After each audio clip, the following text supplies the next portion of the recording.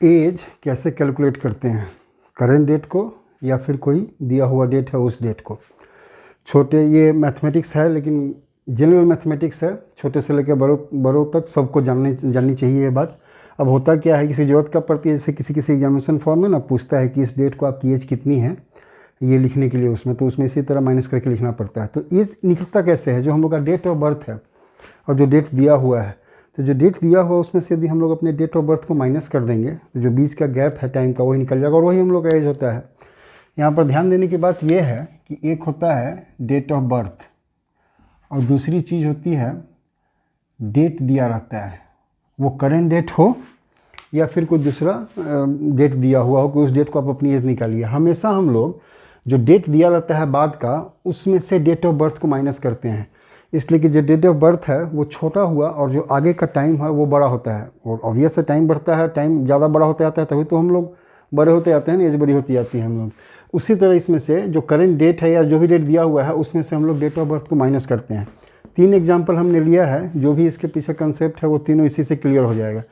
ये इजी है। देखो इसमें कहता है कि करेंट डेट है 12/8/2021 और डेट ऑफ बर्थ है 1/2/1990 एज कैलकुलेट करने के लिए। हम लोग इसमें क्या करेंगे, माइनस करेंगे जो करेंट डेट है वो और जो डेट ऑफ बर्थ है उसको। अब यहाँ पर क्वेश्चन ये उठता है कि हम लोग माइनस करने का काम किधर से स्टार्ट करेंगे, ईयर वाले की तरफ से या जो डे है उसकी तरफ से। तो इसको सिंपल कंपैरिजन करो। हम लोग जो नॉर्मल सब्ट्रैक्शन करते हैं उसमें क्या करते हैं, हम लोग जो वंस का प्लेस होता है ना, वहाँ से हम लोग जो राइट हैंड साइड में वंस का प्लेस होता है वहाँ से हम लोग सब्ट्रैक्शन स्टार्ट करते हैं, उसका टेंस पे आते हैं फिर हंड्रेड्स पे आते हैं, मतलब इकाई दहाई सैकड़ा इस तरह से हम लोग माइनस करना चालू करते हैं। कहने का मतलब कि जिसकी वैल्यू कम होती है, जो वंस के प्लेस पे है पहले उसको करते हैं फिर टेंस पे बढ़ते जाते हैं। तो उसी तरह ईयर में, मंथ में और डेट में जो सबसे छोटा है उस डे में, उसमें जो सबसे छोटा है वो डेज होता है, तो हम लोग जो डेज है उसी से माइनस करना स्टार्ट करेंगे। अब यहाँ देखो 12 डेज है और ये 1 डेज है, 12 में से 1 जाएगा, कितना हो जाएगा 11 डेज। नहीं तो नॉर्मली भी डेज को डेज से, मंथ को मंथ से और ईयर को ईयर से सब्ट्रैक्ट करते हैं हम लोग। तो इस 2 में से 1 गया, यहाँ 1 बच गया और ये 1 का 1, ये 11 हो गया। 8 मंथ्स माइनस 2 मंथ्स, ये 6 मंथ्स हो गया। और इस ईयर को माइनस करो, 1 - 0 ये 1 हो जाएगा, ये 2 इससे जाएगा नहीं तो कैरी हो जाएगा। 0 है तो क्या कैरी करेंगे, तो इसमें से कैरी होगा तो ये 10 हो जाएगा और 10 में से कैरी हो जाएगा तो ये वहाँ 10 चलाएगा, तो 10 + 2 12 हो गया। 12 में से 9 माइनस करेंगे तो ये 3। अब ये 10 था, एक उधर चला गया था, 9 हो गया, 9 - 9 ये कैंसिल हो गया और ये 1 था, क्योंकि इस 0 को हमने 10 बनाया था इसी से कैरी करके, तो ये 1 - 1 ये कैंसिल हो गया। इसकी जो एज आई वो कितनी आई, 31 ईयर्स 6 मंथ्स 11 डेज, ये इधर से हो गया। एक अगला एग्जांपल है, इसमें एक स्टेप प्रॉब्लम का हम लोग बढ़ाते हैं। इसमें क्या है, काम वही करेंगे जो करंट है उसमें से डेट ऑफ बर्थ को माइनस करेंगे 12। अच्छा एक चीज़ और है इसमें, देखो बहुत लोग क्या करते हैं कि इसको उल्टा लिखते हैं। ये हमने पहले यहाँ डेज लिखा, मंथ लिखा, ईयर लिखा, बहुत लोग इसको उल्टा लिखते हैं ईयर। कोई फ़र्क नहीं पड़ता, हम लोग उस तरह से भी करके देख लेते हैं इसको। हम लोग पहले ईयर ही लिखेंगे 2021, फिर मंथ लिखेंगे और फिर डेज लिखेंगे। इसको हमने उल्टा लिखा है और इसको भी उल्टा ही लिखेंगे। ईयर पहले लिखेंगे डेट ऑफ बर्थ का, फिर मंथ लिखेंगे और फिर डेज लिखेंगे।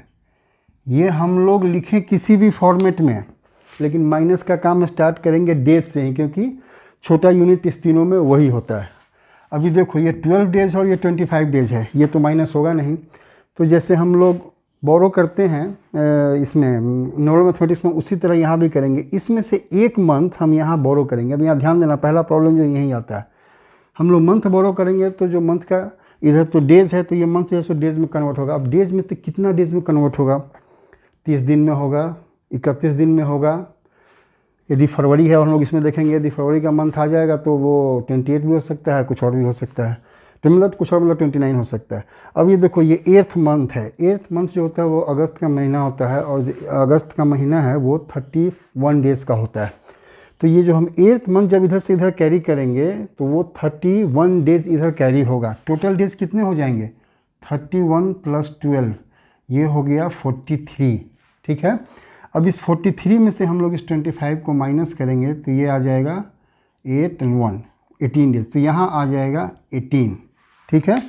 इसको ध्यान से समझ लिया, फिर बताते हैं। ध्यान रखना जो मंथ है उस मंथ में कौन सा मंथ कैरी मतलब कि बोरो हो रहा है और उसमें कितना दिन होगा वो ध्यान देकर ही यहाँ हम लोग ऐड करेंगे। यदि ये सपोज़ करो कि से जून रहता, जनवरी फरवरी मार्च अप्रैल मई जून, जो जून जो होता है वो 30 दिन का होता है, तो हम लोग यहाँ 30 दिन ही कैरी करते।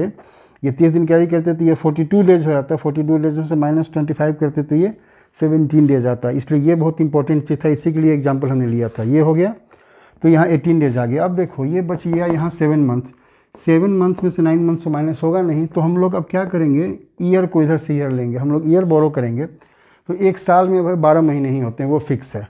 तो जो 12 महीने इधर ईयर एक कैरी होगा, मंथ में आएगा तो वो 12 महीने हो जाएगा। तो 12 और 7 पहले था 19, 12 और 7 19 महीने होगा। 19 में से 9 जाएगा तो हमारे पास यहाँ 10 महीने बच जाएंगे। अब ये देखो कैसे माइनस होगा, ये ध्यान देना। ये अब 2021 नहीं रहा, ये 2020 हो चुका है, क्योंकि हम लोग एक ऑलरेडी उसमें से बोरो कर चुके हैं। अब ये क्या होगा, 0 - 0 ये 0 हो गया। 2 में से 9 जाएगा नहीं तो ये 12 हो जाएगा। 12 - 9 ये हो जाएगा 3, ये बच जाएगा 9, 9 ये कैंसिल हो जाएगा और ये भी कैंसिल हो जाएगा। यहाँ पर जो एज निकला वो एज हो गया 30 ईयर्स 10 मंथ्स 18 डेज। ठीक है। अब तीसरा, इसमें ये दोनों जो सिंपल वाला और एक प्रॉब्लम वाला तो है ही, एक प्लस है इसमें। यहाँ पर हम लोग जब करंट डेट को लेंगे वो है 12/02/2020। इसमें से हम लोग माइनस करेंगे 25/01/1999। सेम प्रॉब्लम, 12 डेज में से 25 डेज माइनस नहीं हो सकता है, तो हमें एक मंथ यहाँ से बोरो करना पड़ेगा। ध्यान दो, जो हम लोग बोरो कर रहे हैं वो फरवरी का महीना है, तो फरवरी के महीने में जनरली 28 डेज होते हैं। लेकिन यदि वो फरवरी लीप ईयर का है तो वो फरवरी 29 डेज का होगा। अब पता कैसे चलेगा कि जो सेकेंड मंथ फरवरी है इसको हम बोरो कर रहे हैं, इसमें 28 है या 29 है, तो वो पता चलेगा ईयर से। जो इसका ईयर है इसमें जब हम लोग डिवाइड कर देंगे 4 से, यदि ये कम्प्लीटली डिवाइड हो जाता है तो इसका मतलब है कि ये लीप ईयर है। देखो ये डिवाइड हो जाए, ये डिवाइड हो, इसका मतलब ये जो फरवरी है ये लीप ईयर का फरवरी है। इसका मतलब ये भी हुआ कि ये फरवरी 29 डेज़ का होगा। यदि यहाँ 21st ईयर रहता है ना 2021, तो ये 28 डेज़ का होता है, क्योंकि ये लीप ईयर नहीं होता। लेकिन चूंकि ये लीप ईयर है इसलिए ये फरवरी 29 डेज़ का होगा। और जब इस मंथ को हम लोग करेंगे, इधर बोरो करेंगे, तो ये टोटल डेज हो जाएगा 29 प्लस दिस 12, ये हो गया 1 2 1 3 4 41। और 41 में से जब हम लोग 25 को माइनस करेंगे तो हमारे पास आएगा 16। ठीक है, 16 ही आएगा ना, 6 5 11 देते हैं, अच्छा ठीक है। तो ये 16 डेज़। अब यहाँ देखो, यहाँ ये अब 2 महीना नहीं बचा, अब एक ही महीना बच गया, क्योंकि एक हम लोग ऑलरेडी बोरो कर चुके हैं। तो 1 मंथ -1 मंथ ये हो जाएगा 0। और यहाँ पर कोई भी यहाँ से बोरो नहीं गया, ये जस्ट का तस था, माइनस हो गया। अब ये एज इट इज़ है। अब देखो माइनस करेंगे तो क्या होगा, ये 10 है, 10 हो जाएगा। जब इसमें से बोरो करेंगे तो ये 0 में से 9 तो माइनस होगा नहीं, तो 10 - 9 1 हो गया। ये 1 बचा, 1 में से 9 माइनस होगा नहीं, फिर उसी तरह से बोरो करेंगे तो ये 11 11 - 9 2, ये हो जाएगा 9, ये भी कट जाएगा, ये भी कट जाएगा। कहने का मतलब कि यहाँ जो एज आया वो हमारा एज हो गया 21 ईयर्स। 0 मंथ है तो लिखेंगे नहीं, ये 16 डेज। ध्यान रखना, 0 मंथ्स आए या 0 डेज आए तो कोई आश्चर्य की बात नहीं है। एज है, कुछ भी हो सकता है, ठीक है ना। हो सकता है दोनों में से कोई एक 0 हो, ये भी हो सकता है कि दोनों 0 हो जाए, तो सिर्फ हमारे पास ईयर बच जाए कि ये जो है सो उस डेट को इतने ईयर्स की एज थी। इस तरह से हम लोगों ने जाना कि डेट ऑफ बर्थ दिया हुआ है तो एज हम लोग किसी डेट को या करंट डेट को कैसे कैलकुलेट कर सकते हैं।